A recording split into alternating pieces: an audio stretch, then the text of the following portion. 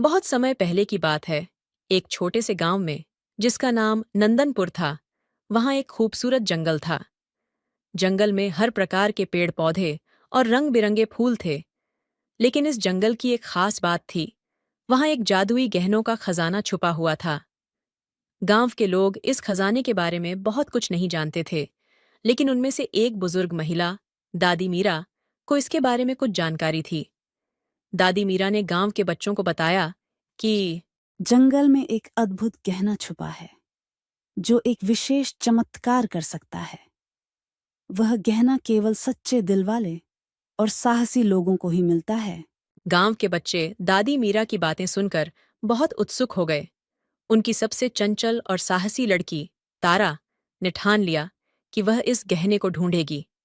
तारा ने अपने सबसे अच्छे दोस्त, राघव, को भी साथ ले लिया। वे दोनों अपने सफर पर निकल पड़े और जंगल के गहरे हिस्से की ओर बढ़े। जंगल में अजीब अजीब आवाजें थीं, लेकिन तारा और राघव ने हिम्मत नहीं हारी। वो चलते रहे और अंततः उन्हें एक पुराना और रहस्यमयी मंदिर मिला। मंदिर की दीवारों पर प्राचीन चित्र थे जो एक चमकदार गहने की कहानी सुनाते थे। तारा और राघव ने मंदिर के भीतर प्रवेश किया और वहां एक चमकदार आभूषण देखा। वह आभूषण बहुत ही सुंदर था और उसकी चमक ने मंदिर की पूरी दीवारों को रोशन कर दिया। जब तारा ने आभूषण को छुआ, तो मंदिर के भीतर एक रहस्यमयी रोशनी फैल गई। उस रोशनी ने एक जादुई दरवाजा खोला और वे दोनों उस दरवाजे के पार चले गए। दरवाजे के दूसरी ओर एक विशाल पुस्तकालय था, जिसमें अनगिनत किताबें रखी हुई थीं। तारा और राघव ने एक पुरानी किताब को खोलने की कोशिश की और उन्होंने देखा कि वह किताब एक जादुई मंत्र का विवरण देती थी। मंत्र में लिखा था कि जो व्यक्ति सच्चे दिल से इस गहने को ढूंढेगा, उसे अनंत ज्ञान प्राप्त होगा।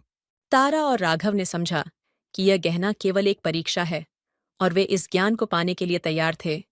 उनकी खोज और प्रयास ने उन्हें जादुई पुस्तकालय में गहराई से ले लिया और वहां उन्होंने कई रहस्यमय चीजें देखीं।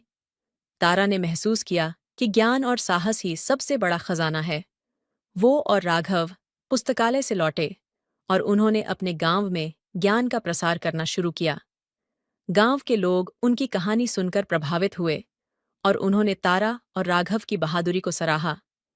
दादी मीरा ने भी उनकी पीठ थपथपाई और कहा, सच्चे दिल वाले लोग ही महान होते हैं। तारा और राघव की कहानी गांव में एक प्रेरणा बन गई और सबने सीखा कि सच्ची मेहनत और साहस से किसी भी चुनौती का सामना किया जा सकता है।